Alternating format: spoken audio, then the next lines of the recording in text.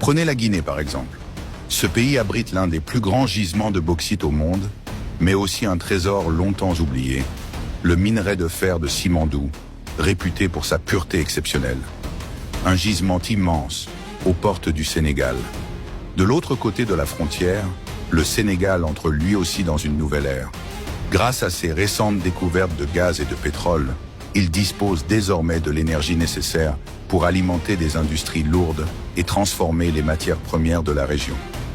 Et pour compléter ce triangle stratégique, il y a la Chine, une puissance économique capable de financer, construire et équiper des usines, des ports, des chemins de fer. Alors, et si tout cela faisait partie d'un plan réfléchi?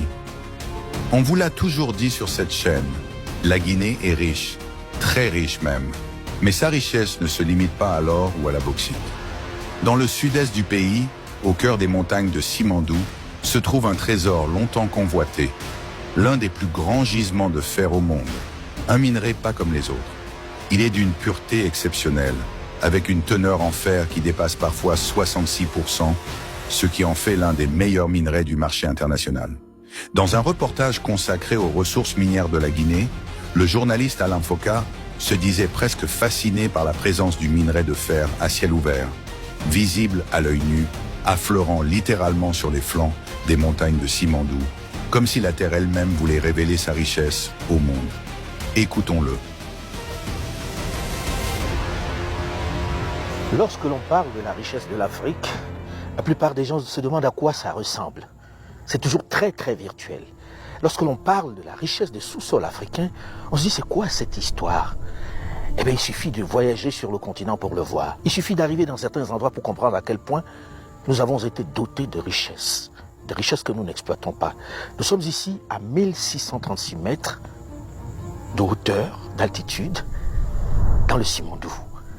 Et regardez, il suffit d'aller sur le bord de cette route pour voir du fer, du minerai de fer en haute teneur.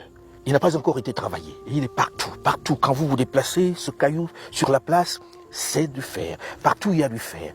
Et ici, on a décidé de l'exploiter différemment. On a décidé, enfin, de se l'approprier. Mais comment se l'approprier? Puisque jusqu'à une certaine date, et c'est ce que signent les politiques, ils avaient donné ça à quelqu'un pour 35 ans. Après, on allait leur donner ces infrastructures qui sont très belles. Sur cette énorme montagne qui est bourrée de minerais de fer.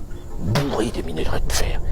Quelqu'un allait les exploiter pendant 35 ans et allait dire, je vous donne les infrastructures. Sauf qu'au bout de 35 ans, il ne reste plus grand-chose. Personne de nous ne saura, ne sait à ce moment précis ce qui restera de là. Et c'est dans cela que c'est intéressant d'avoir renégocié. Parce qu'en réalité, ces richesses sont là. Regardez, partout, il y en a. Il y en a. Il suffit de se baisser pour ramasser. Mais n'est-ce pas l'obligation des politiques, des dirigeants, de se décider à un moment donné de dire « Ok, nous n'avons pas la technologie, mais arrêtez de nous prendre pour des idiots. » De renégocier pour que ceci soit exploité ici et que cela bénéficie aux populations. Regardez cette énorme montagne. Il n'y a que ça partout, partout. Mais on ne va pas attendre 35 ans pour en bénéficier. Et c'est dans cela que c'est intéressant. À vous aussi dans vos pays de vous interroger, de savoir qu'est-ce que nous avons sous nos pieds et comment on deal pour que ça marche, pour que ça profite à tout le monde. C'est ça la réelle question. Comment on deal? Le deal ici, il est facile, il est là. Celui qui arrive, qui vous dit non, on va dépenser beaucoup d'argent, il dépense parce qu'il sait qu'il va gagner. Peut-être qu'il faut que nous aussi, nous gagnions pendant qu'il gagne. C'est du win-win et c'est de cela qu'il est question. On ne dit pas qu'il faut chasser qui que ce soit, non. Puisque nous n'avons pas encore la technologie. On dit formez-nous, transmettez-nous la technologie, mais en même temps respectez-nous et n'attendez pas qu'on soit mort pour en profiter. Dans 35 ans, on ne sait pas ce que ça va devenir. Peut-être que ce minerai de fer ne servira à rien alors qu'aujourd'hui, tout le monde en a besoin. Tout le monde. Toute la planète en a besoin. Et nous sommes dans le pays qui a l'un des plus grands gisements au monde. Il faut que ça profite aux Guinéens. Il faut que ceux qui sont ici ne regardent plus ça simplement comme une pierre, mais comme un cadeau du ciel. Ils doivent en bénéficier. On ne le répétera jamais assez. La Guinée est riche, incroyablement riche. Mais pendant longtemps, ses ressources ont surtout profité aux autres, pas à son peuple.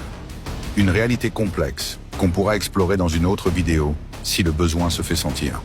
Pour l'heure, les autorités de la transition ont engagé une série de réformes ambitieuses, avec la volonté affichée de tourner la page du pillage et de faire enfin des ressources minières un véritable levier de développement pour la Guinée.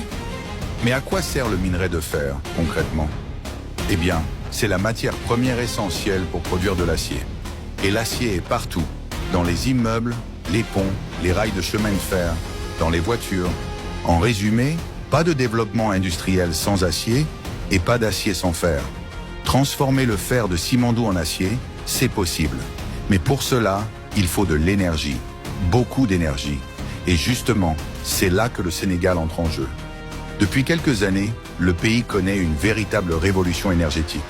Avec la mise en production du champ pétrolier de Sangomar, qui a livré ses premiers barils en juin 2025, et l'exploitation du gaz naturel du projet GTA, Grand Tortue à Mehim, ainsi que le développement des champs gaziers de Yakar et Teranga.